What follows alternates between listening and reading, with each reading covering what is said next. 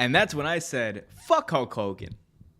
Fuck you, Hulk Hogan. Anyway, Put you in the camel clutch, make you humble. Hey, everyone. Welcome back. I'm Omer. I'm Trevor. And this is O. A T. Uh-oh. I forgot what letter it was. Graps. We are back with another wonderful, wacky week in all things professional wrestling. Trevor, welcome back. Welcome back to you, good sir. I mean, you went on a bit of a trip, I should say. I have no idea what you're talking about. No, I know. I did do a little trip and was in England for a little bit, and had some interesting times in exploring the most dominant empire of the 18th and 19th and 20th, well, into the 20th century. Some of your pictures you took were absolutely beautiful, though. Yeah, pictures that you on you guys will never see, but Trevor's seen because he's in the circle. But no, wonderful time there. I got to witness AEW All In Wembley Stadium, which we will talk about. We're also going to be talking about All Out, which is coming up, Trevor, this Saturday. Quick turnaround on these pay-per-views. Bash in Berlin as well as this past weekend. There's just, man, we are so saturated with so much wrestling. I mean, Trevor, did you ever think there would be a time where this much wrestling would be on TV? We got AEW, we got WWE, we got TNA, we got so much meaningful wrestling. That there would, I didn't think there was a time that there would only be one wrestling program. Like I thought WCW was solid for a long time, and I thought it was going to be around for a long time. So to even imagine that WCW doesn't even exist. WWE is WWF is WWE. ECW is no longer a thing. Like deathmatch wrestling is secluded and like hush hush as it is. Like now it's like a casual conversation. You walking up, you're in a room with a bunch of wrestling fans. Yo, did you see that guy take a chair shot with the razor blade on it? It's crazy. Like deathmatch wrestling is just as hot as pro wrestling. If you did not know that, it is.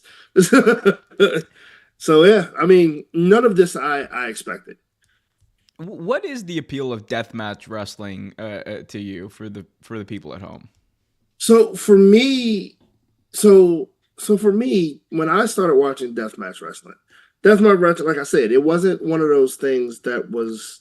It was kind of taboo. Like you watch that? Like, oh God, like there were only a few people that really watched it. Like, I mean, there was a big following for it. CCW had a huge following for it. I mean, that's how Terry Funk made his bread and butter for a long time. I should have taken the money. Of course, Mick Foley, guys like that. I mean, but back then, deathmatch wrestling was done a lot of out of state. It was done like in out of country. It was done a lot in Japan, and like you didn't see a lot of deathmatch wrestling at home. You saw it, but it wasn't a lot. Then you had guys like I said, Terry Funk, Mick Foley, even the modern day guys. You had John Moxley, you had Nick fucking Gage. I mean, you had a lot of those guys. Like, yeah, man, it's crazy. Danny Havoc, like, who was one of not that one. Yeah, I was like, oh, for a second, I was like, oh, we don't talk about him. The one that passed away. Okay. Yeah, Danny Havoc. Shout out to Danny Havoc. Danny Havoc was actually one of the guys I started watching. And then, like, dude, like he was just a great wrestler in general. Like, not just deathmatch. He was a great wrestler in general.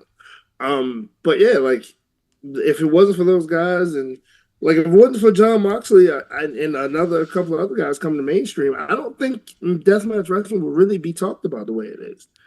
It's interesting because like we had talked about it a couple of years ago. I think it was right around the time that Nick Gage Vice Dark Side of the Ring came out. Mm-hmm. It was like we saw like at that point in time like a big resurgence of deathmatch wrestling and deathmatch wrestling like coming to the mainstream of professional wrestling, right?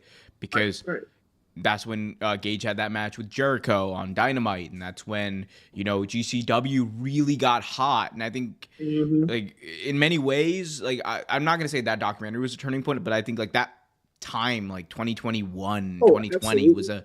was a big point for professional wrestling. Sorry, deathmatch wrestling, excuse me, within professional wrestling. And ever since then, we've seen it grow. Like GCW is doing their thing. Dude, TCW may have been one of the reasons of the resurgence. I mean, also you gotta throw DJ Hyde in there too. Like And he, his parents, and his like parents.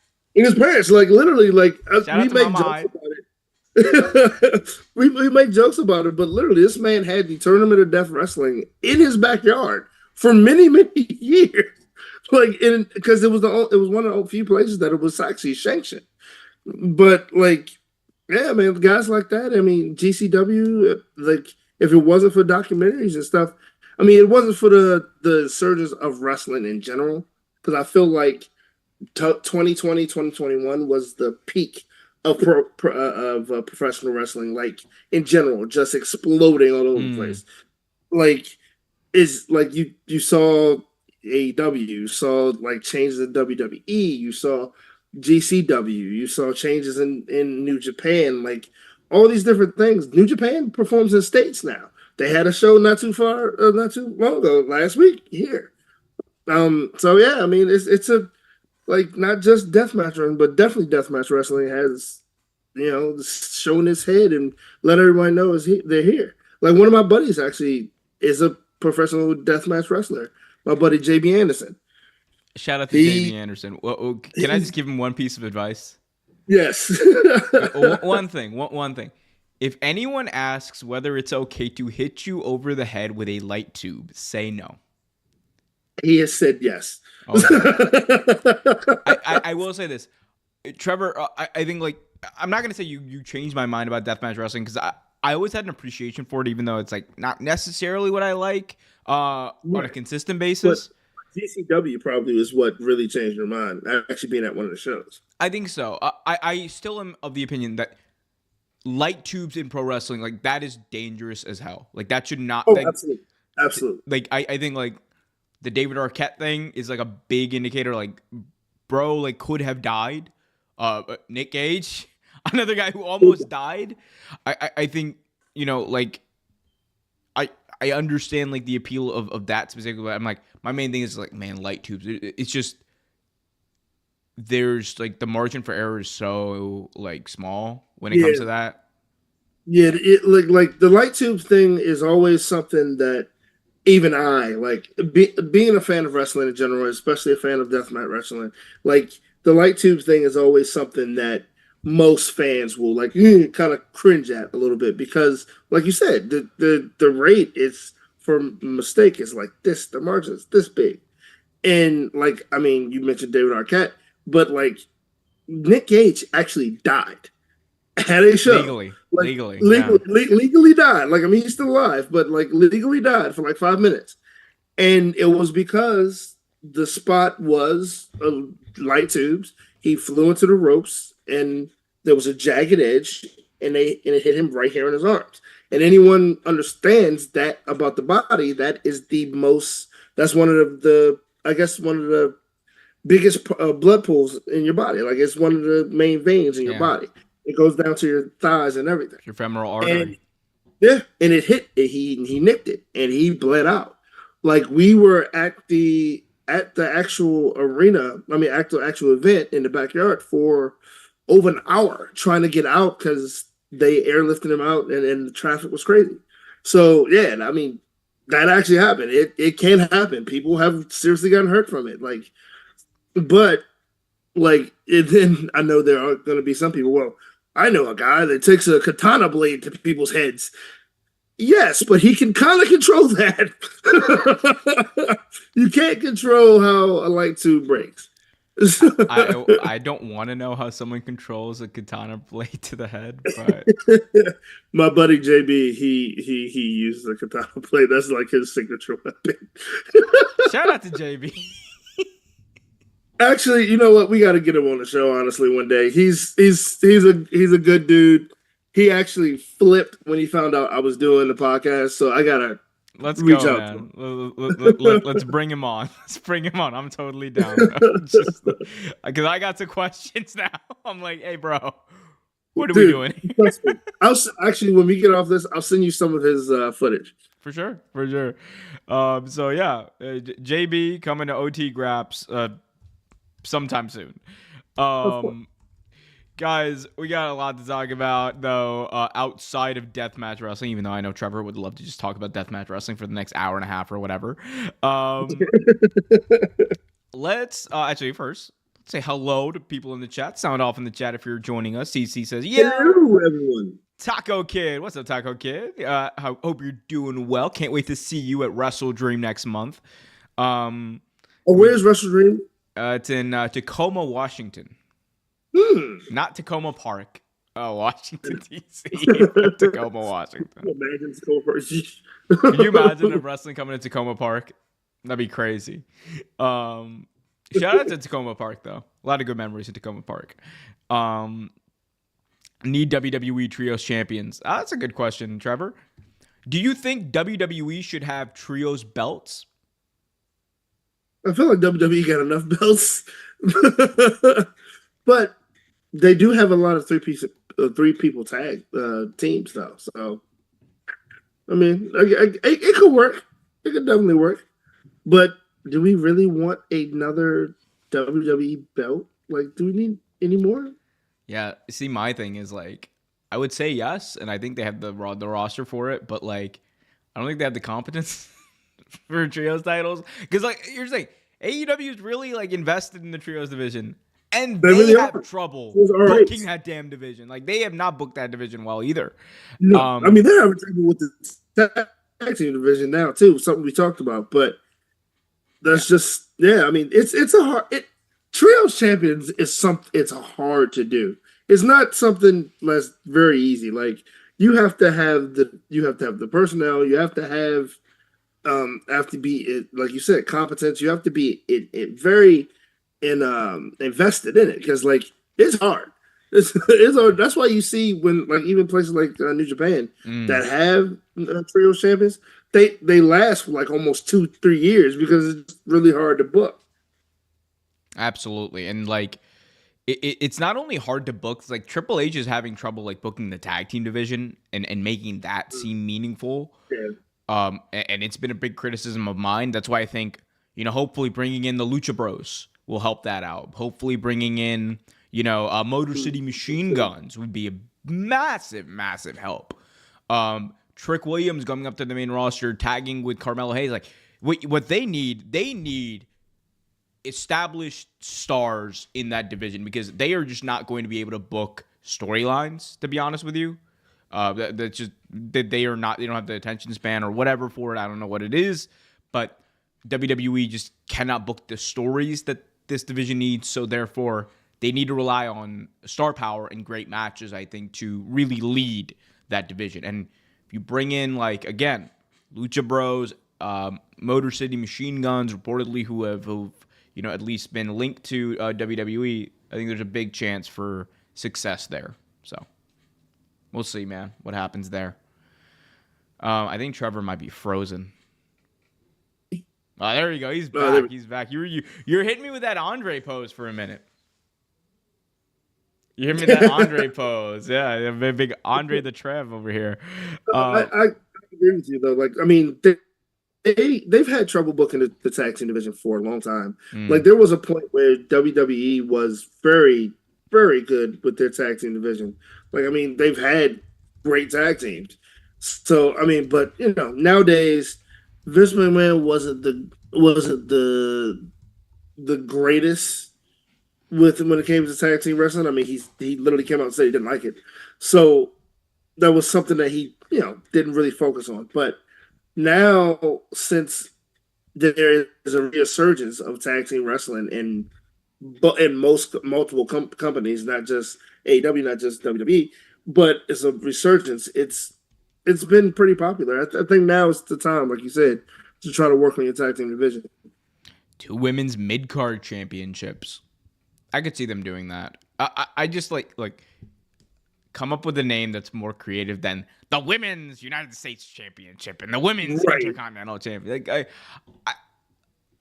I understand it's just easy to.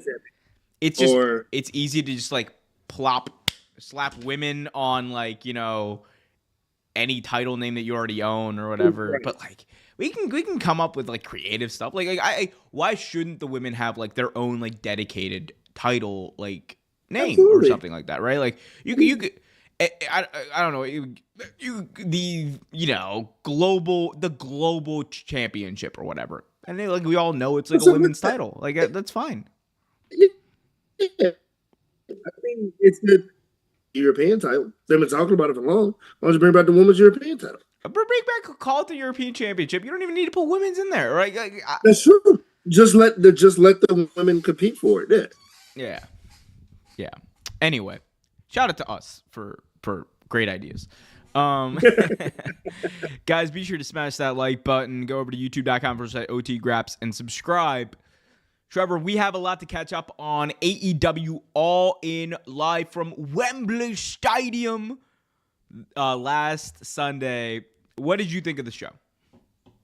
Dude, awesome. And we're going to get into it, but there was a few points in the show where I completely and utterly marked out.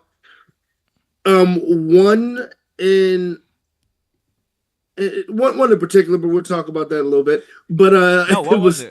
Mark out for me. Let's go. What was it? It was a great show. One of my favorite wrestlers when I started my indie journey as a fan was the one, the only Nigel McGuinness, and to see him wrestle again after so many years, oh, dude, oh my god, I was like, yes, dude, I was so glad no one was at the house at the time, because like, dude, oh my god, I don't have it anymore. I used to have it hanging on my wall at my old house, but I had a Nigel McGuinness t-shirt. Like, it was my very first ROH event, and I had a Nigel McGuinness t-shirt. And yo, like, it was so good. It was so good. He was good too. Like he didn't. I mean, you could see the rust. You could see the rust, but he looked great. Man hasn't wrestled in over a decade and was able to go out there and get that reaction. It speaks to something. Crazy. Look, I was there live, and how loud was it? Very, very loud. It was like it was like a top, I would say top like five. Here's the thing, there were a lot of loud pops that night, top five. I would say the wild thing is Jeff Jarrett beat him as far as how loud that pop was. Like Jeff Jarrett got an insane pop, and like, which shout out to the UK. They just love themselves Jeff Jarrett. But no, Nigel definitely got like a massive pop. It was loud and it was so unexpected, right? Because when we talk about Nigel McGuinness and his return, like the big thing everyone talks about is like Bryan Danielson, right? That's the match. That's the singles match you would want to see. And in a way, I kind of like the fact that like they brought back Nigel in this way, because it's kind of like, okay, anything can happen. They've opened up the floodgates, right? And maybe for like Nigel, it's like good to kind of have like a tune-up, right? Like instead of, because like there's a lot of pressure, right? Like let's be honest, if with that match between him and Bryan, there's a certain level that people expect him and Bryan to be at in that match, and that is got to be an insane amount of pressure that I cannot even imagine on Nigel McGuinness. So I think having him come out now, like number one, kind of sets expectations more realistically, because we've kind of seen what he can do. But also, I think, we were talking about ring rust, right? And I think you're right. Like maybe it knocks off some of that ring rust and allows him to be a little bit more loose whenever that match comes. Because I don't think we're getting that match until like probably next year at Forbidden Door at this point, considering that's their next London show. Like I mean, and even with the ring rust though, he was still like, that was Nigel McGuinness. That wasn't some facsimile, you know what I mean? I can't speak. But that was the real deal. Like he gave you as high as percentage as he can give you after so many years. Like Nigel was he still looked good. Like I was, oh man, that like I said, Nigel McGuinness was one of my favorite indie wrestlers, along with Danny Havoc and a couple others. But he just to see him in the ring again, really like, oh, I'm marked. Oh, I'm marked, and I don't even care. I did. Yeah, and again, I mean, anything is possible now. It's just fantastic to see him in a place where he can wrestle. Like, he hasn't done it in over a decade, and we never thought this day would come. And Oh no, no. I hope he does it again, but also I hope it's one of those things where it's in increments, not like every week or anything like that, right? I want him to ease it back into it because oh man, it was just great. It was really good. shout out to I, Nigel I was McGuinness. jealous of you for like 20 minutes when he came out. I was like, he's there. That was crazy, man. I will say, like, I was like looking at my Did you phone. even know? Did anyone know? Because I didn't know. I had no idea. No one did. It I'm was a pretty total sure. surprise. That was like I one of thought so. those, like, people expected like Ricochet to be in that match. No one Right. expected Nigel to be in that match. That was a crazy surprise.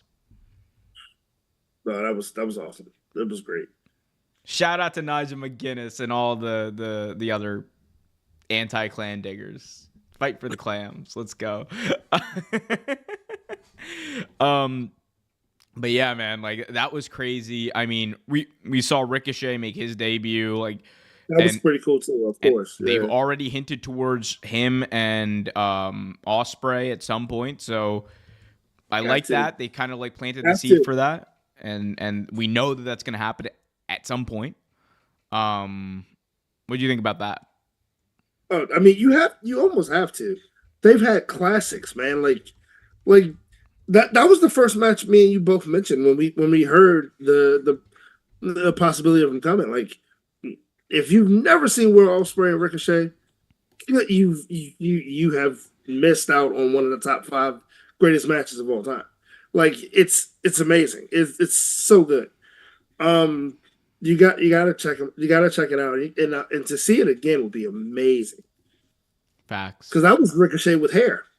No, no, A no, the slightly more hair. You didn't have that little much hair. slight hair, yeah, yeah. That It was was a little bit. Osprey like about 100 pounds ago, though. Yeah, oh yeah, he was much. Oh, he was tiny back then. Yeah, He was a twig, bro. He was a twig, bro. bro, this was tiny, bro. But Little see, that's tiny, what bro. I always loved about ROH wrestling. It didn't really matter how big you were. If you were a star, they put you in there. This It's not guy, about the size of the wrestler. It's about the. because hell, Brian Danielson was what 175, something like that. 180. Look, wait, look. Speaking of the GOAT, the American Dragon Bryan Danielson is the new AEW World Champion. All is right with the world. I am surprised you're not hoarse. I was for like the next 3 days after that. Inside scoop about what happened during that, right? So I am actually I might have it here somewhere. I am Trevor sitting in my section, and I'm like in the middle of my section, and like right below me is like the tunnel for people to like go in and out to get concessions. I Gotcha. had a decent sized Bryan Danielson flag Okay. that I was waving throughout the entire match. I used it to wipe off my tears throughout the match. Okay. And the dude next to me was just like, oh my god, like first of all, he was pissed, like he was just like gone, but he was like, I've known Bryan Danielson for the past nine, or it's like since 2009. How long have you known him? I was like, since like 2009. We were just like, oh, it was I'll say this like right up front, the best wrestling show I've ever been to, the best wrestling match that I have ever witnessed or watched, my new favorite match of all time, Bryan Danielson, Swerve Strickland, for many reasons. It's not just because of Bryan, but like we'll talk about what this did for Swerve, because I think this launched Swerve into a whole new stratosphere. Mm-hmm. But Trevor, we've talked about this. For a very long time, Bryan has been one of the most beloved wrestlers by the fans and by his Yep. peers. Yep. And as great as that moment at WrestleMania 30 was, it was something that was kind of taken away from him very soon after. His father passed away. Like a Mm-hmm. week after that, he had like injuries that led him to vacate the title at that point. And it just felt like he never got that run on his terms. And now we're getting it.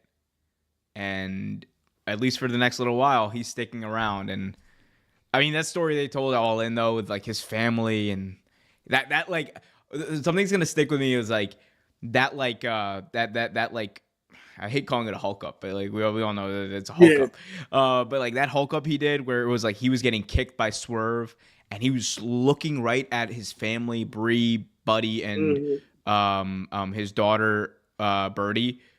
And he was just like, I love you so much. And every time Swerve was him, I was like, oh, I love you so much. That is going to stick with me as like one of the greatest like hype ups in wrestling history.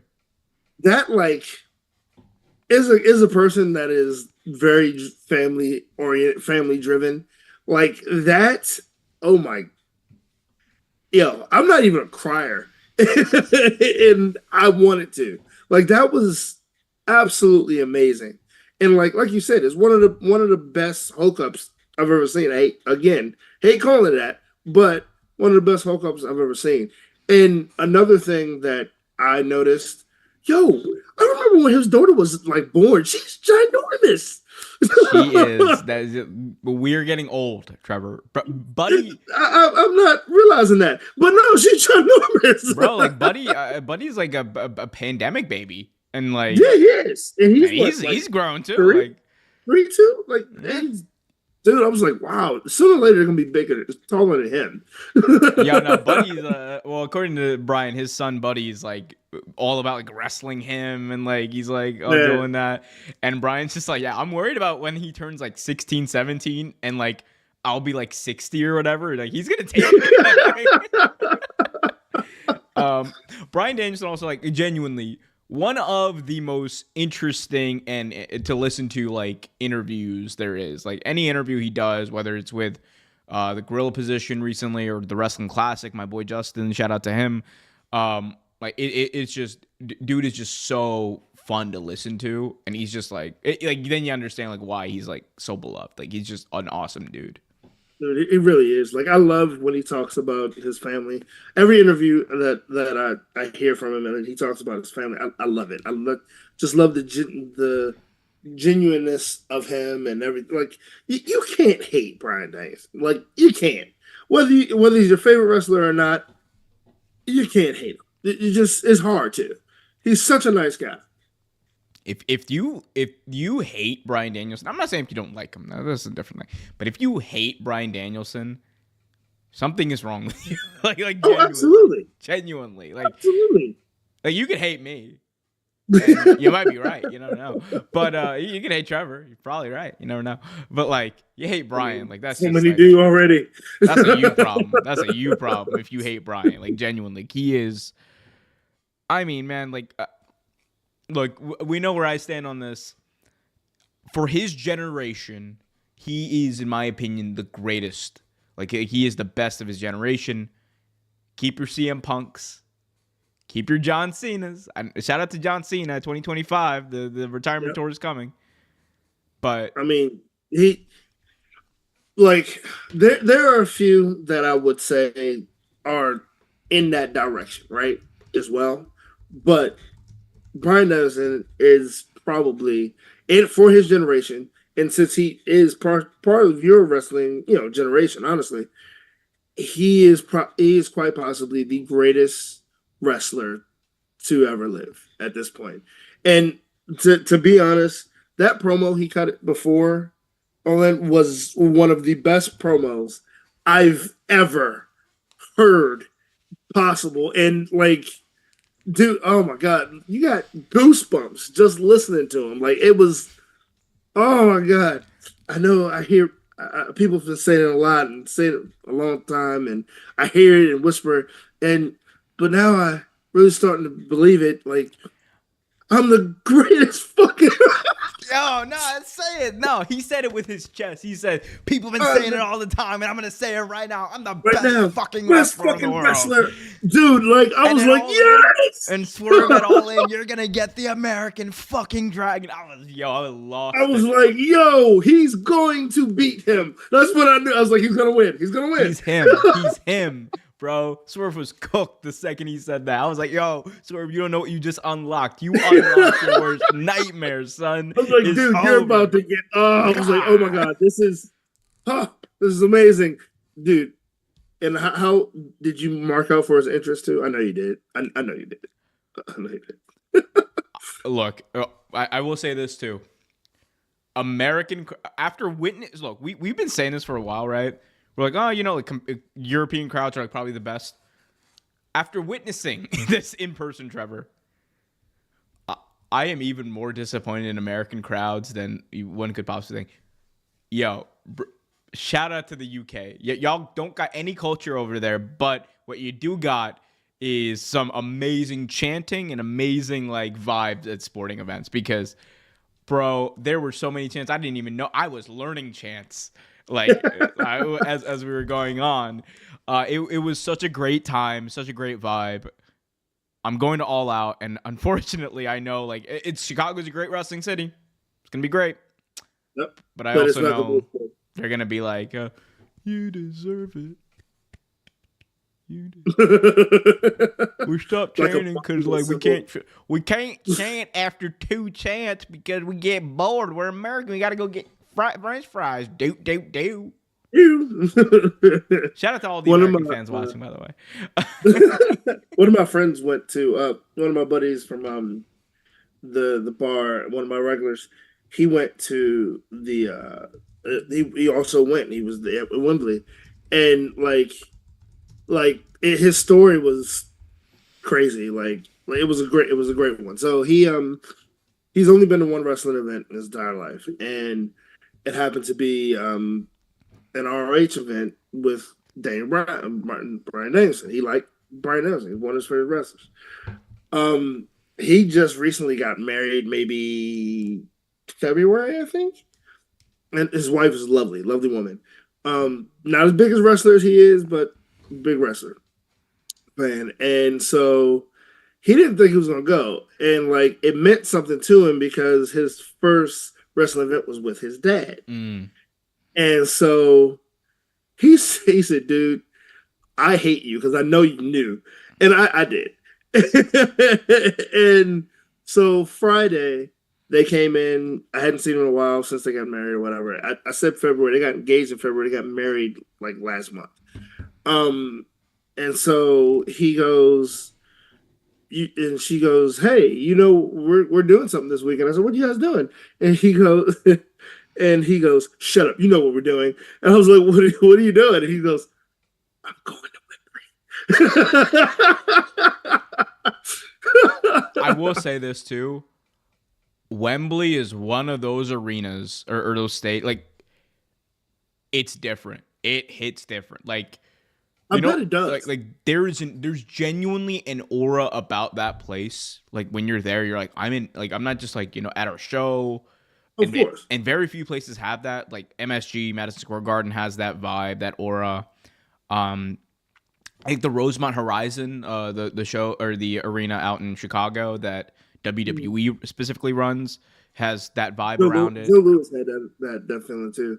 Yeah, those like very special. Daly's place. I haven't been to a show in Daly's place. That's on like the wrestling bucket list before they close it down in a couple of years.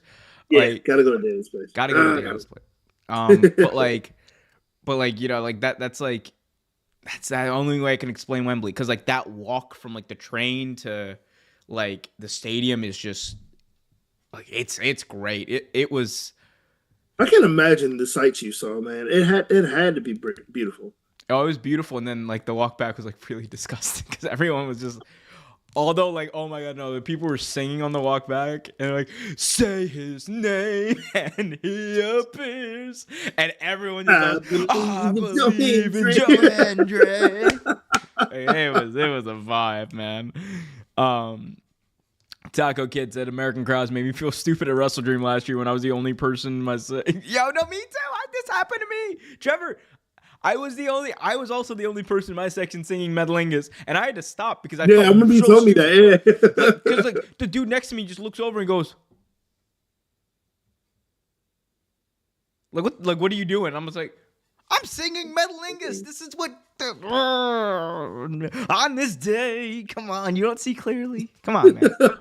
Anyway, he did not see clearly, evidently, that day. No, not at all. He didn't care at all. Oh man. Well, man, you know what one person does care about is Swerve Strickland. Swerve And by the Strickland. way, I'm sorry, I didn't mean to cut you off. No, go ahead. Like, by the way, we talked about how great Brian was, dude. Swerve, amazing, absolutely amazing. Like, oh my god, that match was so competitive and so good. Like he did his part too. He definitely did. Shout out to the Swerve, man. Shout out to Swerve. Yeah. So let's talk about Swerve Strickland. He lost at All In. He no longer is the champion. Trevor, did this hurt Swerve in any way? This loss to the American Dragon? Absolutely not. Not. I mean, I know there's going to be critics that say yes. The narrative is spinning, by the way. People online, the AEW buries Swerve Strickland. Oh, did you see it? Yeah, I saw. Yeah, it was like they buried Swerve Strickland. He lost to someone who's over the hill. Oh, blah, blah, blah, blah. Like over there. Bro. Come on, dude. Like Brian Daniels is no longer interesting. He was only interesting back in WWE and blah blah blah blah blah. And I'm like, all right, but no. What this did for Swerve is very comparable to what the title did for Swerve. Explain that. You went in a match with quite possibly the greatest wrestler of this generation and his generation, and you went toe to toe with this guy, and you kept up with him. You had great charisma in the ring, great chemistry in the ring. Not many botches. Like, you had great communication. It was a great match. It kept you on the edge of your seats. You honestly did not know who was going to win. Like, unless you didn't know. But anyone that tells me that hindered Swerve, you don't know anything. And most of the people that is giving all the criticism, they don't know much. But they're saying that this hurts Swerve. What this does is this sets up Swerve for future match against one, Hangman Adam Page, which is going to be amazing. Two, it also sets up a rematch that could possibly happen between him and Bryan Danielson, which is going to be just as great. And he's probably going to win it. Like, come on. Like, this, they didn't. What's funny is people didn't say that crap back when, like, legends were wrestling. Like, Bret Hart dropping the belt to Diesel. That's gonna hurt him. Well, okay, let's not. All right. Hey, now. All right. Now you're not helping the cause. I was letting you pop off, but you know, and then you Bret Hart losing to Diesel. Like, do not. You know what I mean? It's the Bret Hart losing to Diesel, bro. No, I mean, back in those days it was comparable, but it's not. But you know what I mean? No, I fully understand what you mean. No, but no, it's like Bret Hart, Diesel. No, Trevor, you're giving them fire. No, they're gonna make the church angry. But no, like, it's just one of those things. Like, stupid. No, doesn't make sense. But I know you agree as well. This helps Swerve more than it hurts Swerve. You're gonna see more great things from Swerve, and I can't wait to see who fights at Forbidden Door. That's gonna be fun, or Wrestle Dream for that matter. Here's the thing: if you watched genuinely watched that match, and I'm not saying if you didn't like it. Like, here's the thing. It is well within someone's right to not like something in wrestling. That is just true. Like you that is your own opinion.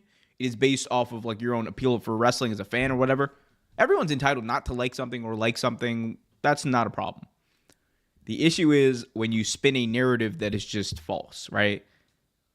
And to claim that Swerve Strickland, for the majority of people who watch, came out of that looking buried or looking worse than when he came in, I don't think it has any merit to it. And I genuinely think there's only two real outcomes for people who believe that or say that. Either you're lying because you want to get clout online or whatever, which a lot of people have, or two, it is a product of you just maybe having the show on and like being on your phone on the whole time or not actually watching it. It's the only two logical solutions there. Swerve Strickland came out of that looking like a bona fide, cemented, approved main eventer. From the entrance to the way he came off. And if there's one moment in the match to point to, Trevor, it is when Bryan Danielson hit that man with the psycho knee and Swerve Strickland bounces up and just shrugs it off. That was, I was like, okay. Swerve came to play. Okay. This is a good one. I was like, this is good. This is good. Like, dude, like, I don't understand people. I just don't understand people. I get it. You don't like certain things. That's what makes professional wrestling fun. Like, because if everyone liked the same thing, it wouldn't make it fun. Like, you'd be like, oh, I don't care about this anymore. But no, it makes it fun. But to honestly talk about things that you don't understand or don't know, that's one thing. But to blatantly be ignorant about it is another thing. And dude, Swerve is fine. Swerve is set for a long time. That promo that he cut on Hangman too, the Dynamite after, was also like exactly what it needed to be because it cemented like he is a main eventer. He said, I may not hold that belt anymore, but I'm still the champion around here. Like he's like, like I'm still the guy. Like, yeah, I'm still the guy. I'm still him. And the thing was with Swerve, right? And the question was, after he loses the belt, how will he come across, right? That's the big question about any new star that you develop.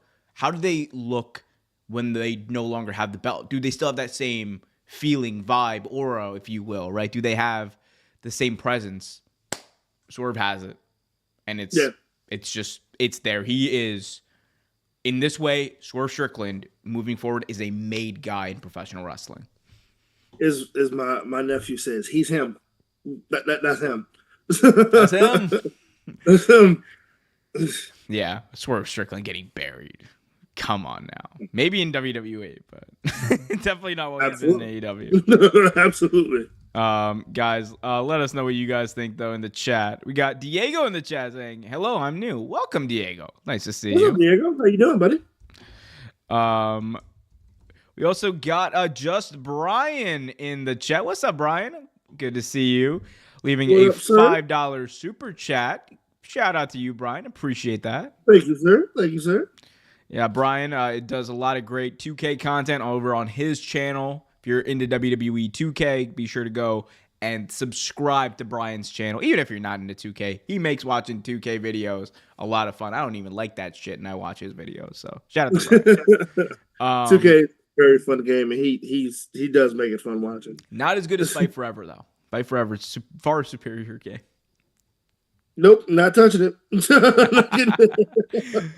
Oh man, anyone who acts like Trevor and I are AEW shows, just listen to us talk about Fight Forever. It will be proven so wrong. Dude, I literally have not played that since It's a problem. It's a problem. I've played it like faithfully for like maybe a month, maybe a month. Hey, look, I play it every now and then after work. It's like a nice little calm down. It's like last time I did, I played as Jack Perry and I beat up CM Punk. It was really funny, actually. Yeah, I played as my character beat up what's his name? Uh some guy. I don't remember now.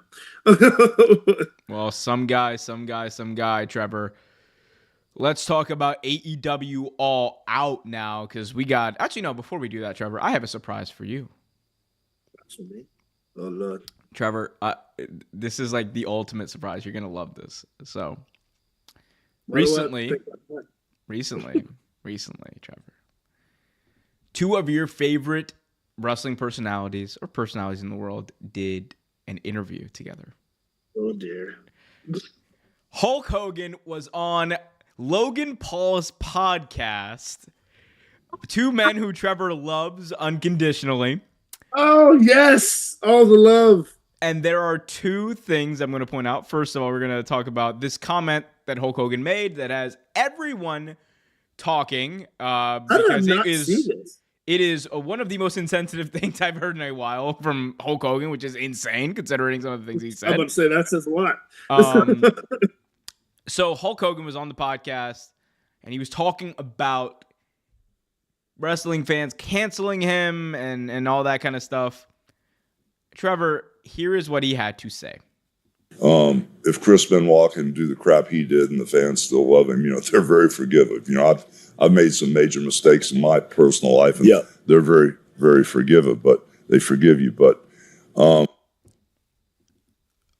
reaction.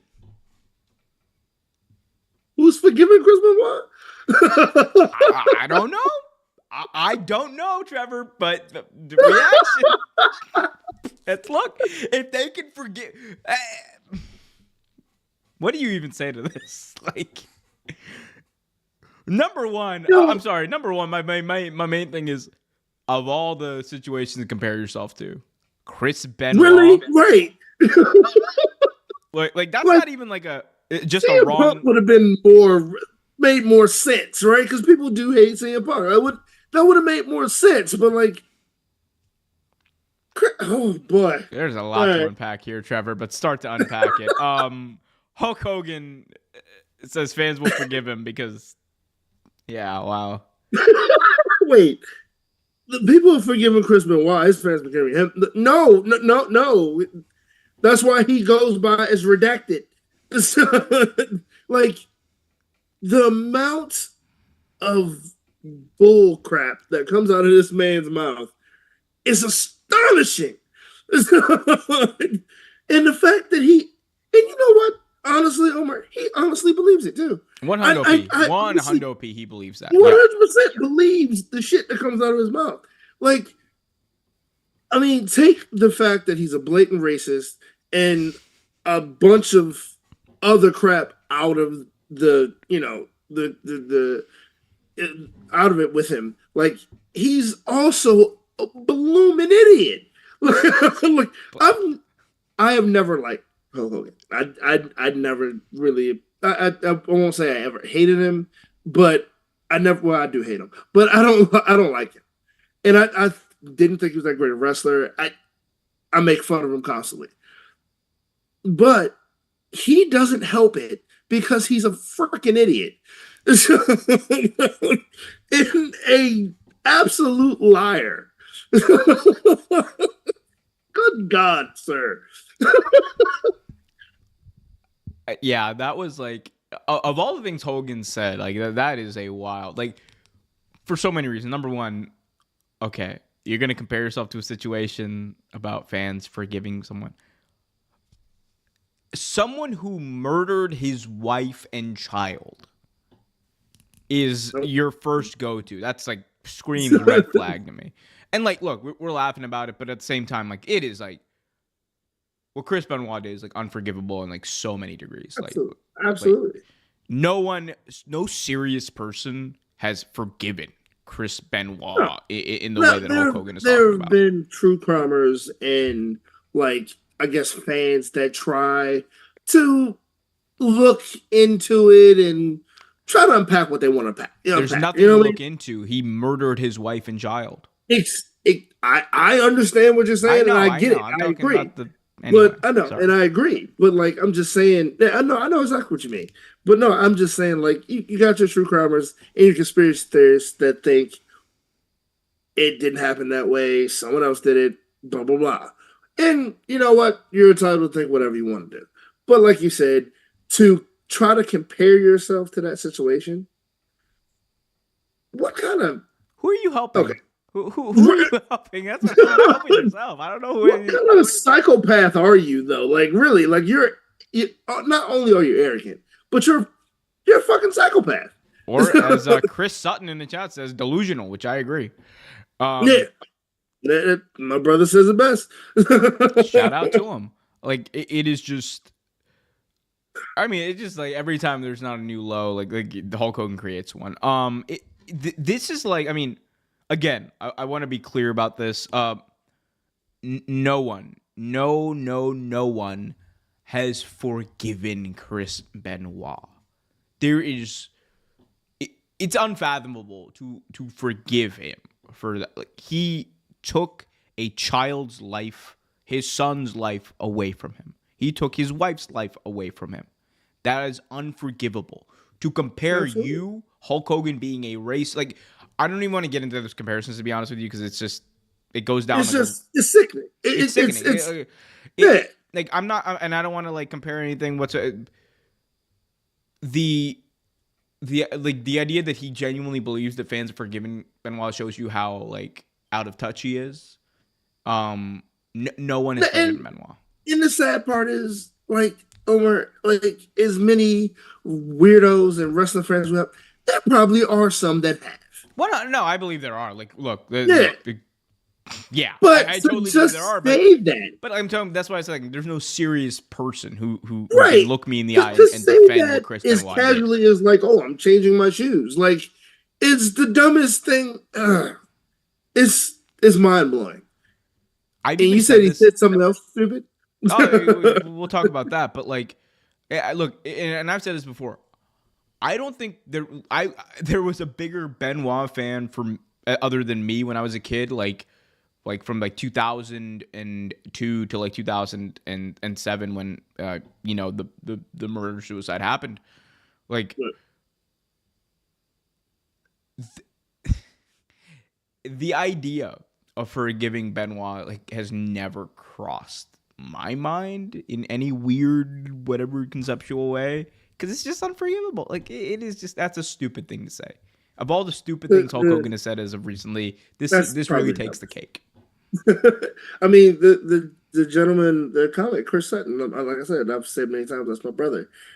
He may have been one of the biggest Benoit fans I've ever known. Besides, of course, I think JB Anderson liked him a little bit, but he mostly liked the flying headbutt. But Chris is one of the biggest Benoit fans I've ever met. And like every wrestling game, he would play with him. His wrestler would have the tights. When we had the very first WCW game, that's who he played with all the time. He played with him or Ric Flair. Mm-hmm. Or the Legion of Doom. Mm. Like that's who he played with. He was a Benoit fan. When that happened, I have never seen concern and sadness on that man's face like that.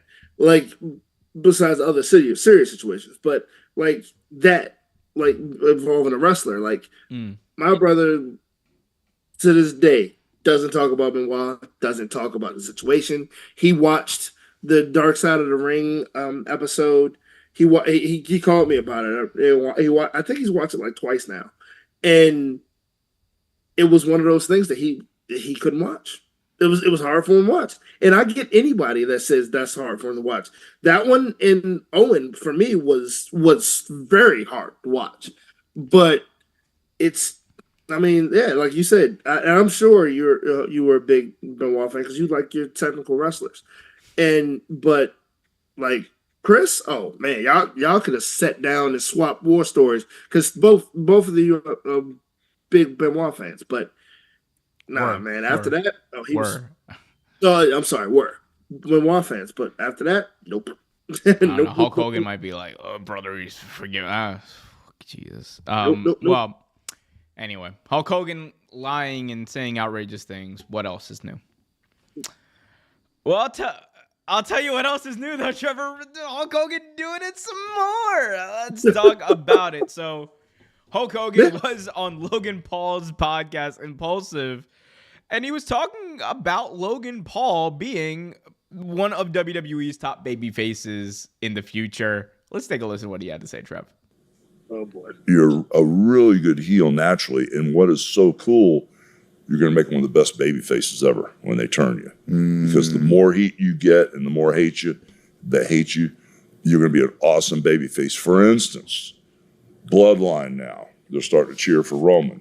Yeah. Just quick thought off the top of my head. Roman comes back, they Bloodline grounds the shit out of him, beats him like a dog, and he hits the ring to save Roman.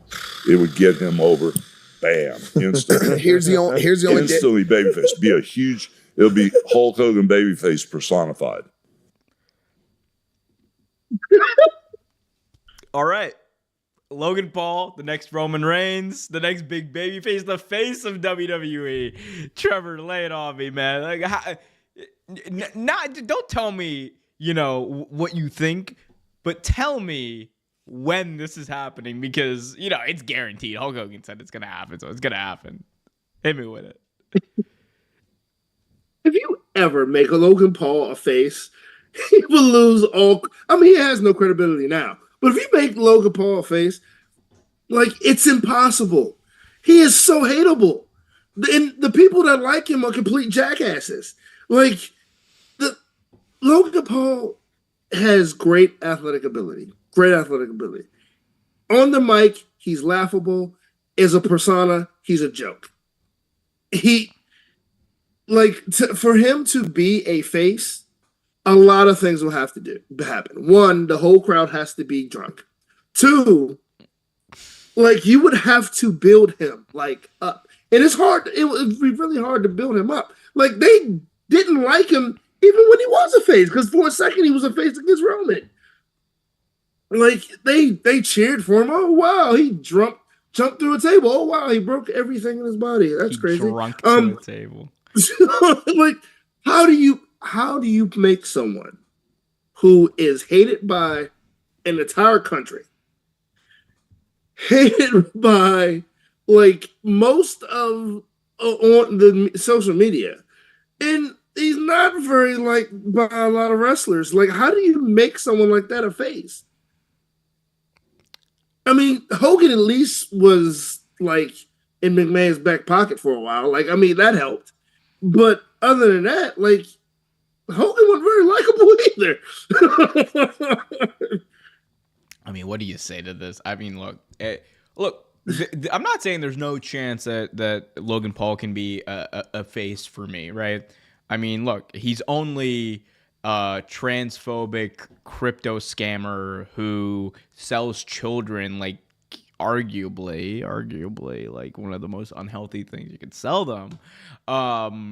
But he on TV and he funny white boy from Ohio though.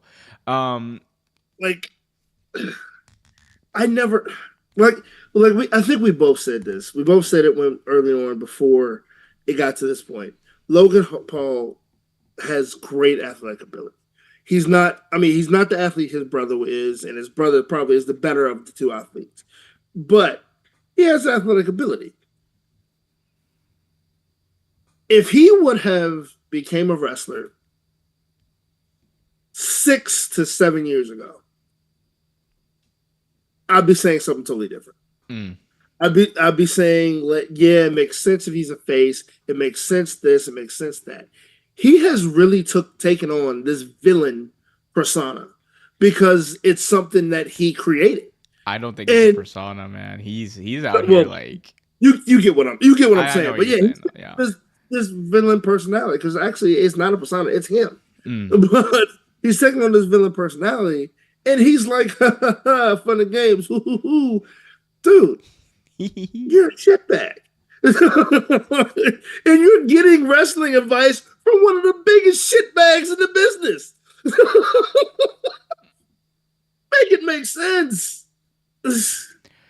Along with that, Hulk Hogan was not in that clip, but he went on to say he believes that Triple H should make Logan Paul the world champion this year.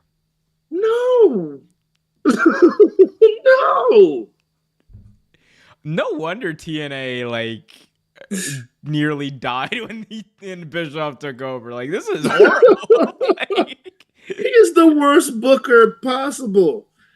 If you left it up to him, he'd have had all 4 championships. Hulk Hogan is the greatest X Division champion, brother. Yeah, brother. Brother, look, I ran through AJ Styles and Shark Boy, brother. Look at me, brother. Christopher Daniels got nothing on me. I'm a fallen angel. I'm a fallen hero, brother. Brian Danielson, the greatest wrestler of all time, brother. I once put Ric Flair in a figure 4, brother, while fighting the Great Muta and standing on Andre Giants. The George Foreman grill was my idea, brother. He's such a liar. Like, if you are out there and you genuinely believe anything that's coming out of Hulk Hogan's mouth, seek therapy immediately. Yes, lots of it. And for the wonderful, wonderful marks that are going to comment on this post, I just want you to understand one thing. I don't give a shit. If you're gonna, for like the 2% of you marks who are going to defend what Hulk Hogan has done recently, most notably the racist things. There we go. Not the ones that we like our fans that are on here. We like you guys. You guys are great. Not you guys. They know who they are. Can't be like that. Oh man. They're gonna love that one. Oh man, Logan Paul as a face. Logan Paul, world champion. Jesus Christmas. When it comes crashing down and it hurts inside. You know what though? That makes me mad because it could possibly happen. Oh, he will be. Look, don't get me wrong. He will be world champion one day. It will happen. It will happen. It's just a matter of like when, you know. So hopefully, if it happens this year, I don't know what I'm gonna say. I'm right. You know what? I'm gonna write Triple H a letter if that ever happens. Well, we'll see. Might be having soon, brother. Mm-mm. All right. Trevor, we got another pay-per-view to talk about, though. AEW All Out 2024. We only have 6 matches announced. It is coming up this Saturday. Tony Khan will probably add at least 4 or 5 more. That is not, like, by the way, that is a spoiler. Expect, like, 4 to 5 matches being added to this show tomorrow night. But right now, Trevor, we got Will Ospreay versus the Bastard Pac. The Bastard. I want the title. I'm a bastard. For the International Championship. Willow Nightingale versus Chris Statlander in a Chicago street fight for the CMLL Women's World Championship. That should be a fun match. Fun. Swerve Strickland, Hangman Adam Page, steel cage match. No one allowed in. We'll see who can be the better man that night. MJF versus Daniel Garcia in a singles match, kind of culminating their little feud they have going. Mercedes Moné versus Hikaru Shida for the TBS Championship, a rematch from a match we had a couple of weeks ago on TV. And the main event, career versus title. Bryan Danielson versus the one, the only Mr. Scapegoat himself. Call him the one, the only. Bonjour, monsieur. You thought you were rid of me, but actually, Omar was, Monsieur Q was in France, and we met up, and I was telling him about all these wonderful things we have in France. We have baguettes, and we have maggots, and yes, I was telling him how I am going to beat Mr. Danielson for the AEW World Championship. Merci. So you think you're gonna beat him, huh? I'm not just going to beat him. I am going to set him on fear. And there will be no Sting to help him now. So, and first and foremost, congratulations on your title defense and Merci beaucoup. And so we all know what's from here. And if you don't beat Bryan Danielson, what's next after that? If I do not beat Monsieur Danielson, I will pull a cane before he became a transphobic racist. And if I do not win that title on Saturday, I will set myself on fire. That's a bit harsh, don't you think? Oh, Monsieur, pardon. I could not hear you over my greatness. That's a bit harsh, don't you think? Look, it's not the first time I've been set on fear. I do not fear the fear. Well, maybe you should this time. Oh, no. You see, in France, we are used to setting things on fire. This is what we do now in France. We have bonfires. We have, cook. We cook the escargot, and it's magnifique. Well, good luck to you in your match. Oh, thank you, monsieur. Bon appetit.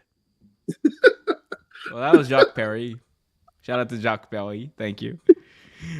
Kenny Bomb saying, "Go, Jack Perry. Take Bryan out." It's the scapegoat versus the goat. I mean, look, there is one goat in this match. Let's be honest. We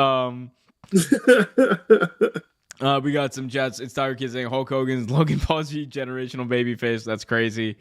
And that Logan should save Roman. Yeah, it ain't happening. I would really stop watching WWE if that happened. Oh, me too. Maybe this can happen in 2K. He's a PR disaster. Just look at what he did recently, accusing a female boxer of being trans. Yep, and he's been named in that lawsuit for a reason. Yes. He went all over Twitter and all that. Oh my, him and Logan Paul. Imani Khalif, drag him. Drag all of them. Drag him. Let's go, baby. Her and Jake Paul. Anyway, yeah, that's crazy. Anyway, Trevor. Swerve Strickland and Hangman Adam Page, one of the best rivalries in professional wrestling today. I think these two have chemistry that is on another level. They can come together and have an epic match whenever they need to. I've compared them in that way to Shawn Michaels and Bret Hart in that rivalry, because it's just one of those things. Whenever you need a big feud, whenever you need a big match, those two can come together and make magic. What do you think about this? And like the ramifications of this being in a steel cage, because Hangman Adam Page is right. Every time Swerve has beat Hangman, it has been because of interference from either Nana or the Mogul Embassy. And the one time it was one-on-one and no interference, it went to a time limit draw. What do we think about the stipulation, the steel cage? Who do we think wins? You know, it's a hell of a match. I mean, even Swerve could come back from a loss from this. But the right now, actually, the person that needs the match is Hangman. If we're being honest, right now, the person that needs this feather in the cap, so to speak, is Hangman. Like, I hate to say he's untouchable, but right now, Swerve is kind of here, and everybody else needs to get on his level at this point. Like it, so Hangman, in my opinion, does, since he's had time off, he definitely does need this match. So I say Hangman wins it. This is an interesting thing, because at the same time, I agree with you. I think, like, you know, Hangman could win this. I think I want to see where this goes, man. I want to see where Hangman goes after losing to Swerve clean in the middle of a steel cage. I want to see that man break completely. Like, honestly, that character, I just want to see him break completely. I think that would destroy Hangman Adam Page, and I think he'd be even on a bigger tear against Swerve Strickland. Now, do you believe he'd be a heel completely? Or he is a heel. He is like he almost attacked Karen Jarrett at That's All right. In. He did. Like, You're right. I he forgot is a about that. You're right. heel. You're That right. man has lost He's a his complete way. heel at this point. Yeah. He was like, like he used to be like, I know the way. Now he does not know the way. He's done. He does not know it. He's does done. not know the way. No. He's So I mean, it would be nice to see like a complete like meltdown of Heyman, to see what kind of beast comes out of it, what kind of persona he brings out of this. Mm-hmm. It'd be a lot of fun. Definitely a lot of fun. And I think it'd be good for wrestling, and definitely good for his career and Swerve's, actually. Yeah, and I think like you want to add a little bit more legend. I think this needs to lead to like a lights out match between these two. I think right. While I understand steel cage, like this could add some finality to this saga of the feud, I think lights out unsanctioned is where this needs to go. Like this needs to go beyond a wrestling match. This needs to be settled. Two men dueling to essentially to death, because that's like where Hangman is after Swerve not only broke into Hangman's house, but like literally outed Hangman's personal business out there, stating that Hangman was out of commission because he had another child. He and his wife had another child, and mentioning his pregnant wife on TV. Oof. Nasty work from Swerve Strickland. Like I said, it's gold. Like what AEW is doing right now is so much fun. It's so much fun, and it is very reminiscent of year 1 and year 2. So they're pretty hot right now. A lot of people wouldn't agree with that, but they are. Oh, I mean, like if you ask me, like their storytelling is probably better than WWE's right now. So I mean, it has been the best story. The best story ever told is the Bloodline from WWE. Is the Bloodline. I mean, that is just true. Like, you should throw the ones up. Yeah. If only they were on TV. If only Roman was on TV. Right. Oh man, we'll get there eventually. Hopefully, maybe. I doubt it. Anyway, guys, let us know in the comments what you guys think. Oh man, Trevor. But we also have a few other matches. Will Ospreay versus the Bastard Pac. What do you think about this? Oh man, this is a matchup that is going to be fun to watch. Like that, both guys can go. I honestly think it's going to be a lot of chemistry, a lot of high flying, a lot of back and forth. Ospreay wins though. I think Ospreay retains. Pac is already the champion, and I think that Ospreay Ricochet match is happening soon. That's what I want to see. I want to see it. Another bit of a blood feud developing. Willow Nightingale versus Chris Statlander. Chicago street fight. This seems to be culminating their feud that's been going on for a while now. What do you think happens here? I have a question for you about that, actually. Hit me with it. How do you feel about this feud? Like, honestly and truly, how do you feel about this feud? I think it lost a little bit of its luster a while ago. It has been going on for like, what is it now? Is it 3 months? 4 months. Like, and I think people are kind of getting tired. Like, I think Wembley was like, look, I'm not gonna take anything away from Wembley because we got Stokely Hathaway versus Tomohiro Ishii. That was hilarious. And we got Chris Statlander like checking Ishii. That was crazy, yo. Chris was not fearing that man. That was crazy. I don't know. But I mean, Statlander is probably about as tall as like Ishii would Ishii would have to buckle down because Chris can hit. You sure can. But I'm here for this, right? Because I think this is their last match. I think this is the culmination of their feud. I think look, these are Willow and Chris Statlander have been part of a lot of insane hardcore matches in the history of AEW. Like, absolutely. If you guys have seen like any of their work in hardcore matches, if you haven't, go watch it on YouTube right now. It is mind blowing. I think these two are gonna have like a very it's gonna be like a sleeper hit of a match. I think it's gonna I agree with you. I think it's going to be one of those matches that a lot of people won't really pay attention to, but at the same token, like it's gonna be interesting. It's gonna be a lot of fun because, like you said, both of them can wrestle. One, two, they have great chemistry, and three, they've been involved in a lot of hardcore matches. So this is gonna be a lot of fun, and I think Chris Statlander is at home with these type of matches too. Like her style really, and even Willow, it really uh, adheres to this type of style of wrestling. So I'm definitely looking forward to watching it. We'll see what happens there. But I also believe I think Willow Nightingale picks up the victory here, retains her CMLL I think so too. world title. So. MJF Daniel Garcia. Hell of a match.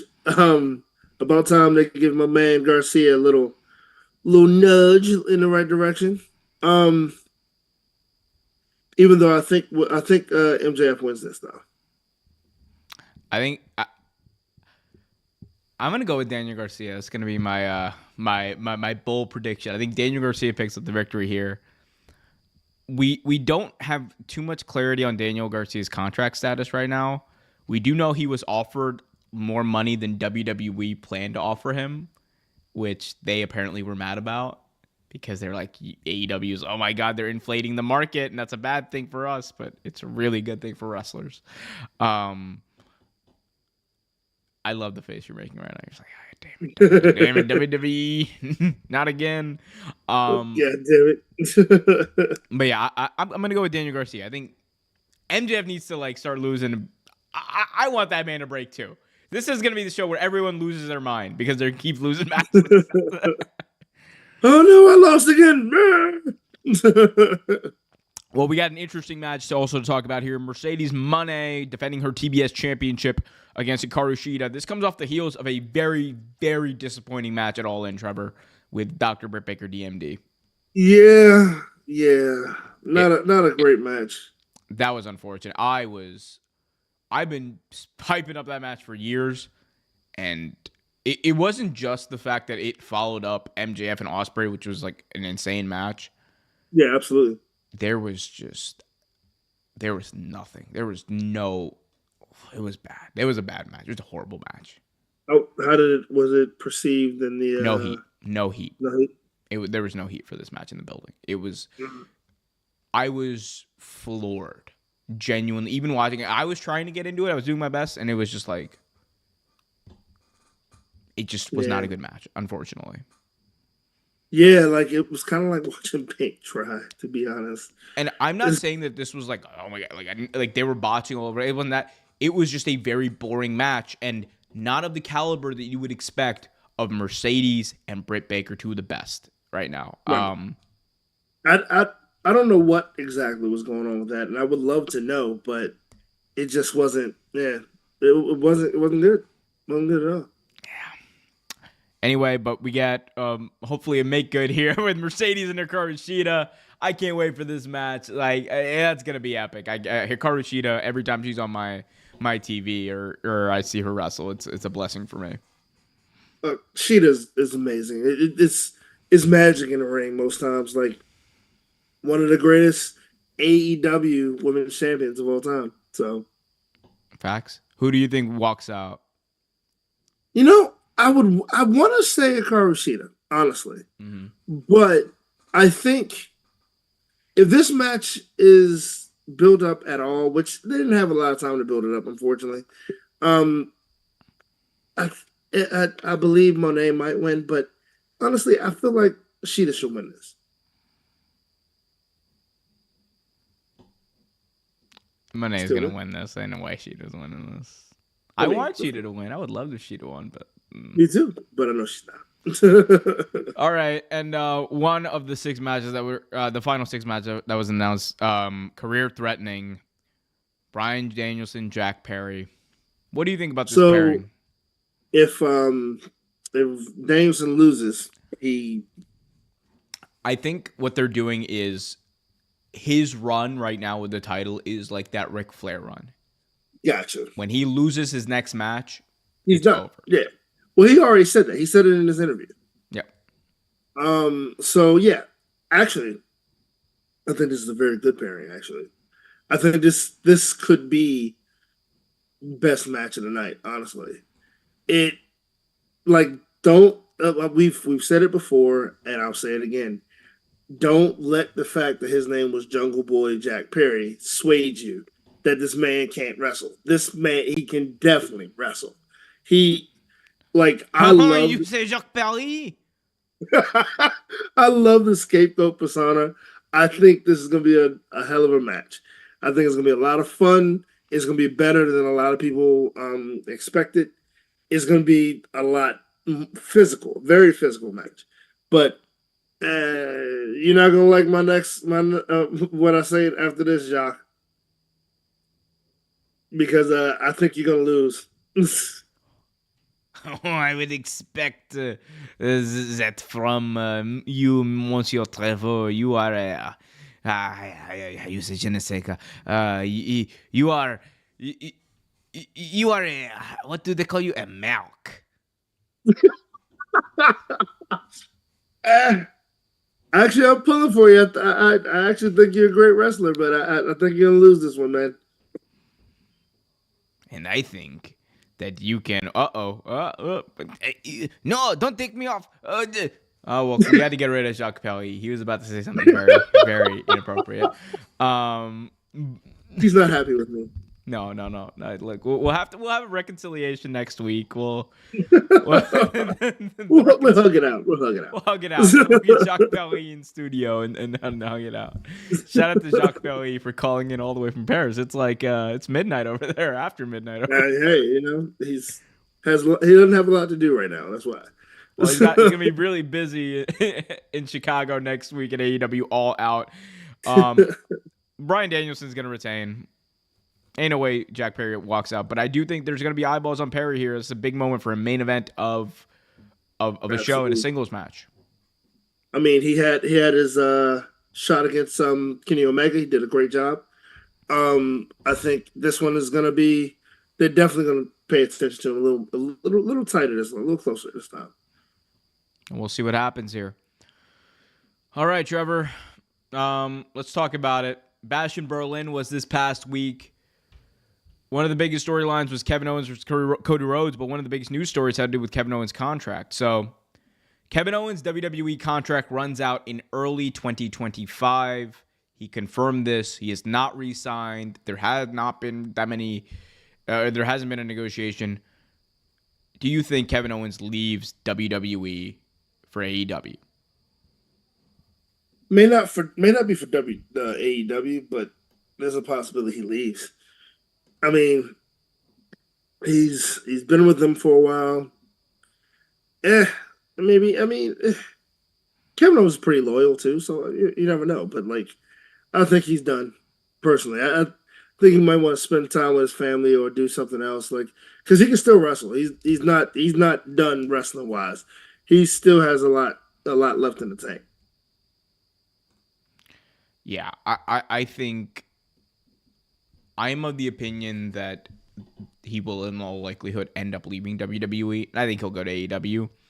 And it's not just because of his relationship with the Bucks. I think Owens, and again, this is my 300,000-foot view of the situation. I don't know Kevin Owens. I don't know people around Kevin Owens. It's just me as a fan recklessly speculating on a podcast. There, I said it. But I see him as having hit a ceiling in WWE, for lack of a better term.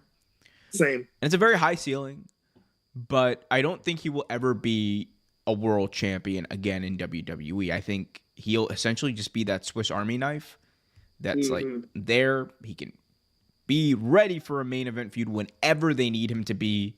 He's a made guy in that respect, and he can make a lot of money doing that. But I do think he will end up leaving for AEW, not just because they're going to offer him way more money. I think when this media rights deal really kicks off for AEW and when that contract comes, their budget for talent is going to be astronomical. It's already insane. It's going to grow even more. And when you factor that in, Trev, and then you have the potential to wrestle new people, carve a new path forward, carve new storylines. I think that's going to be very enticing for a guy like Kevin Owens. And also, wrestle less. Like, let's be honest, wrestle less, be on TV once a week, travel less frequently, be there for your family. That's a big thing. We know Kevin Owens has talked about that a lot. I mean, yeah. I mean, there's not much I can say else about it. I mean, like, you're right. Like, a guy like Kevin Owens coming from the Indies and challenging himself quite often and being out there with new people and new challenges and new crowds. And it's just, I mean, he's not doing that in WWE anymore. Like he like you said, he hit the ceiling. He's done everything he could possibly do in WWE at this point. Because I don't see them giving him another title shot. I don't see them putting the tag titles on him again. Like you said, he's just going to be that guy that Swiss Army knife, but they can use him in any situation. You know what I mean? Like, he's just going to be there. Like, let's get an expert opinion. What do you think, Dobby? What do you think? Dobby thinks Harry Potter should give Dobby sock. I agree, Dobby. I agree. See? Anyway. From the dog's mouth. But no, like, honestly, no. With all jokes aside, like, definitely. I think AEW would be a better spot for him. Like, I mean, with the possibility of being able to, like, wrestle people for Forbidden Door, things like that. I think AEW would be perfect for a guy like Kevin Owens. Well, we'll see what happens. I think it is more likely than it has ever been that he will leave WWE. But we'll see. A lot of time between now and then. WWE will definitely be doing their best to keep that guy, though. Oh, absolutely. Absolutely. Well, Trevor, the other thing I need to get your thoughts on. The bracelet is gone, dead forever. Maybe, I don't know. But Trevor, Drew McIntyre this past week on Monday Night Raw destroyed the dreaded bracelet, the friendship bracelet bearing the name of AJ and Larry the dog. It is over. What is your reaction to the bracelet being gone? Did they make the right decision? Were you getting sick of it? Did you love it? Let me know. So, we've said once before that this is probably one of the best feuds on Raw. And it quite clearly was. The reasoning for the feud was always stupid, in my opinion. Like, when you put the bracelet in the equation, kind of thought it was dumb. And then you had that promo between him and Seth Rollins, where he blatantly mentions Seth Rollins' wife and his baby, and then gets an attitude when he talks about his dog and his wife.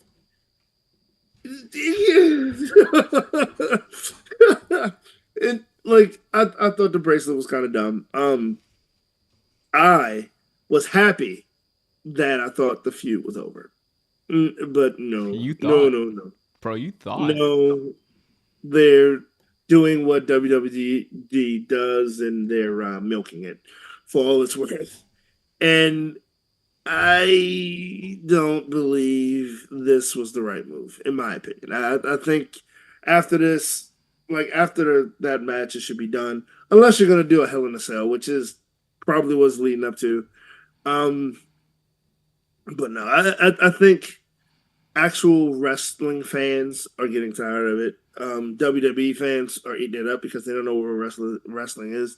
But I think, I think it's a pointless feud at this point. They've taken something that was good and they're milking it to something that's a little annoying. Well, that's what I think about the friendship bracelet, first of all. Secondly, Trevor, I thought it was a really good concept to symbolize, how far Drew went and like, Punk's love for his family, right? AJ and the dog and Larry. Shout out to Larry the dog. And it was great. I thought the stuff they did at SummerSlam was great. Oh, yeah. Yeah. Prolonging the friendship bracelet out past SummerSlam was the problem. Because you made it more about that damn bracelet than you did about these two hating each other. And that's when the friendship bracelet became like a meme. It's when it became like, like a joke, like a running joke among wrestling fans. Like, oh my God, that damn friendship, they're literally still fighting over a bracelet, and it's not just each other. Drew McIntyre should have came out on Raw, destroyed that thing the night after SummerSlam. That's what should have happened. And then you could have built up this thing for Bash in Berlin, and then, like had one more big blowout at Bad Blood. That's what I thought should have happened.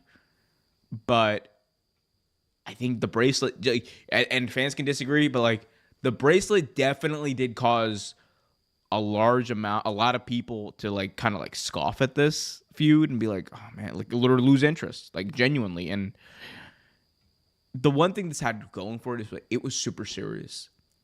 And it just comes across really weird when it's like made about a friendship bracelet. And we know it's more than the bracelet. But that was not what was portrayed on TV for the past couple of weeks. No, not at all. Once you make it about a friendship bracelet and not about the fact that, well, Drew prayed for Punk to get hurt. I prayed for this and it happened.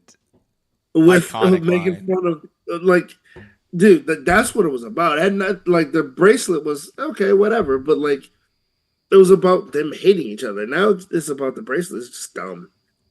Bro, like, at least up the ante, Drew. Go to Chicago, man. Like walk Larry. Like, kidnap Larry. Dog right, like, Larry. walk Larry down the street or something. Like, that would be wild. Be a pizza delivery boy at the door and give a pizza to AJ or something. I got this. No, I got this, King Drew. Here's what you do. You dog nap Larry during Raw while Punk is in the middle of a promo on Monday Night Raw. And you get your cameraman to come down and you're like, oh, Punk, I got a little friend here. And it's Larry the dog, and he's walking Larry the dog. The look on great. Punk's face would be insane. And then, you know what Punk should do? The next time he sees Drew or at Bad Blood in Hell in a Cell, he should bite him on the arm. I'm just saying, someone's got to make money off of Brawl Out. It might as well be WWE at this point. Like, oh, man. That's the other thing, man. There was so much potential for this feud, I think. Like, to lean into like these narratives about CM Punk, right? And I think Drew did a great job of calling some of those things out online. He just never did on television. And I think that was a missed opportunity here because there are a large contingent of fans who do not like CM Punk, right? Yeah. And a large amount of them were turned off because of the whole Brawl Out thing and the narratives. And I understand like maybe not wanting to lean into that too much. But you could have crafted a story that was like, CM Punk is a narcissist. Everything he's done, especially over the past 2 years, has been done because of narcissism and selfishness.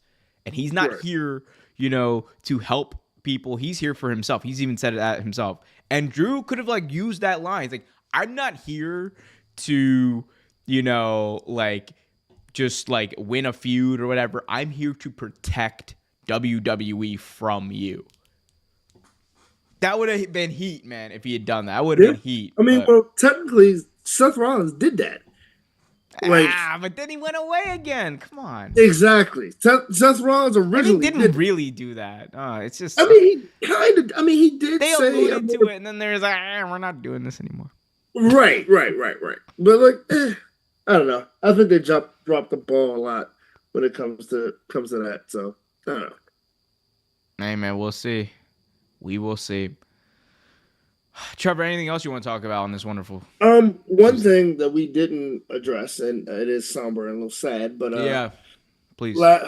Last week we I don't know if you guys pay attention or no, but last week we lost a legend, a giant among legends.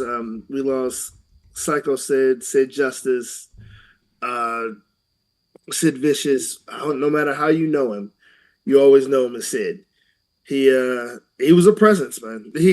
He was definitely a presence. He was a force to be reckoned with. One of my favorite opponents for Shawn Michaels many times. Like, they're dynamic. He was Shawn's bodyguard in the storyline for a long time.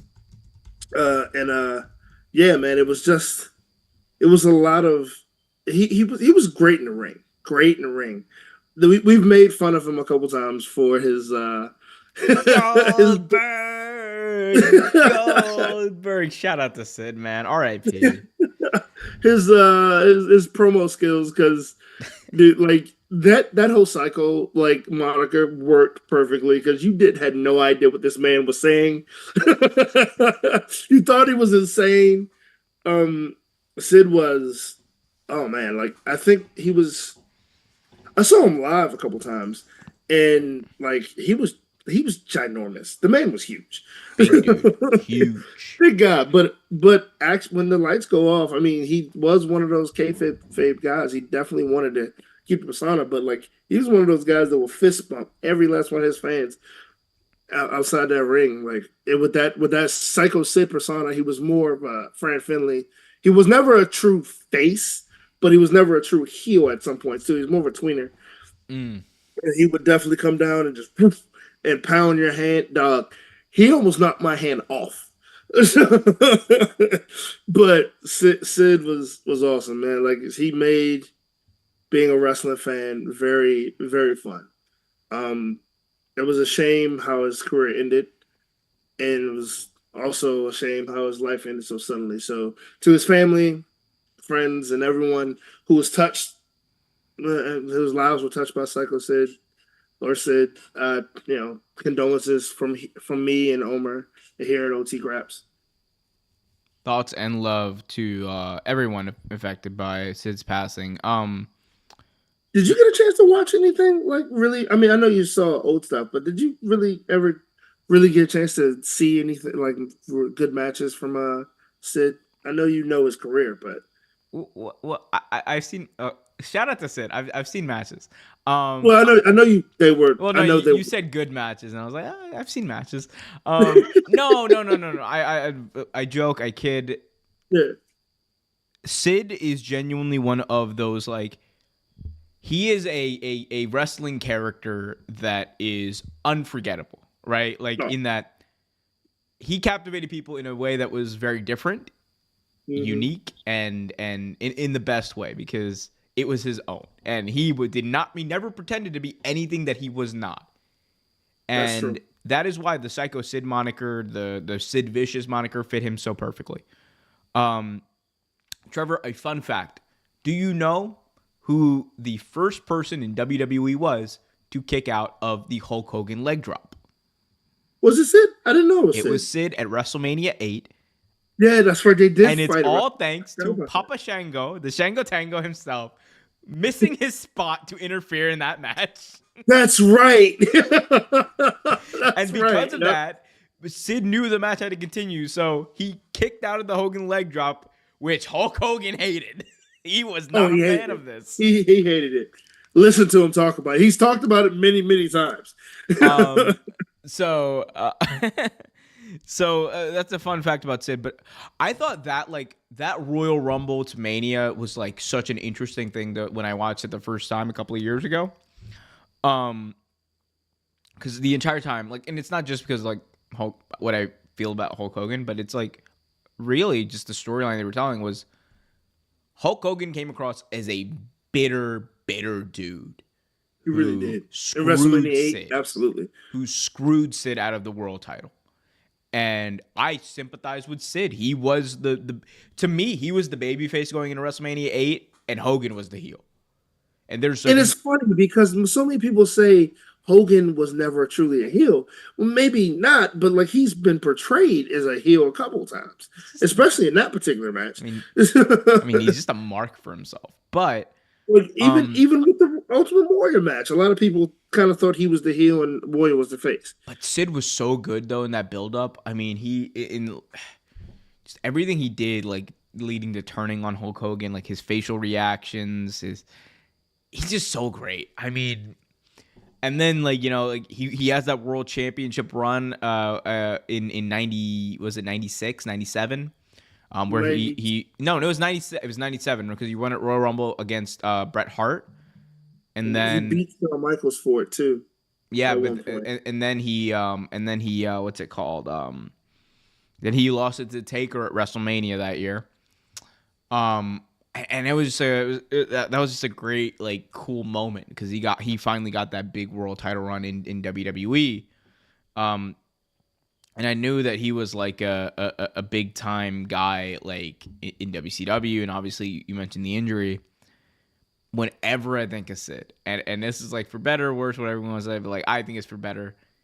I think of this man walking out of the locker room, trying to go to his car, and seeing that it has been like crushed. His Corvette has been crushed. Yeah. And him just going, Goldberg, like a cartoon villain who got his entire plot foiled. And then they ran it back the next week, and he's like, wait a minute, Goldberg, my car. And he runs outside the parking lot, and his car's crushed again. He's like, no, Goldberg. Those are the moments that stick. That was hilarious. Genuinely, I love that. I think the first time that I knew Psycho Sid was legit was when he powerbombed Homeboy in ECW through all those chairs, all those tables. Like I think it was like 4 chairs. I forget the dude it was, but it was like 4 or 5 tables stacked up, and he powerbombed through them. And like I'm like, yo, he really is crazy. Like he's legit a badass. But and of course his title when he won the title for Shawn Michaels, I thought it was awesome. Thought it was a great little run for him. But no, I mean Psycho Sid Justice, Sid Vicious, whichever one you want to call him. Yeah, rest in peace, my big man. Shout out to Sid and shout out to his family and thoughts and prayers obviously to them. Man, Trevor, what a show we had today. We talked about a lot. A lot, dude. It was good. We needed this. I thought it was a good one. It's a good one. This is what happens when you give us a week off. We recharge our batteries and we just go. Exactly. Now, next week's show is going to be shit. It's going to be terrible. 100p. It's going to be crap. But tune in because it's going to be crap. Not for the other reason. Not because we're remotely decent at our job, but because of the fact that it's going to be hard. Next week, OT Graps right here, 7 p.m. We're going to be talking about AEW All Out, the fallout of All Out. Hopefully no press conference fiascos coming out of there. We're also going to be talking about Monday Night Raw, all the things leading up to that, and whatever big stories in the wacky wild world of professional wrestling. Trevor, any parting thoughts? Yeah, don't get burnt out from watching all the wrestling that we're going to end up watching. And to those who are football fans, happy football Sunday, and yeah, let's see what happens. Oh man, my Ravens are about to destroy the Kansas City Chiefs on Thursday. No one can tell me otherwise. Did you get a chance to watch any of the college football? I did see LSU USC, and that was. We're not talking about that. Ooh, I'm so sorry, Trevor. Y'all got cooked. Dude, it was so bad. Oh, so bad. Cooked. Like, defense. Where did it go? What defense? Where was it? Like, good Lord. Y'all went all in on Brian Kelly and then realized, oh, he can't recruit. Shit. Exactly. And I'm sitting there, I'm like, why Brian Kelly? Like, were you really... Anyway, guys. Oh man. Well, we'll have to debrief about college football next week at the top, which we'll do. OT Graps, guys. Until next time, be sure to smash that like button, subscribe, hit that notification bell. I'm Omer. Be sure to go over and there we go. Now I remember what I had to do. I'm cooked. Follow Trevor on the Big X at TREVERTAINMENT. Did you forget who you were? TREVERTAINMENT. Man, I'm cooked, man. I'm tired. I got to go to sleep.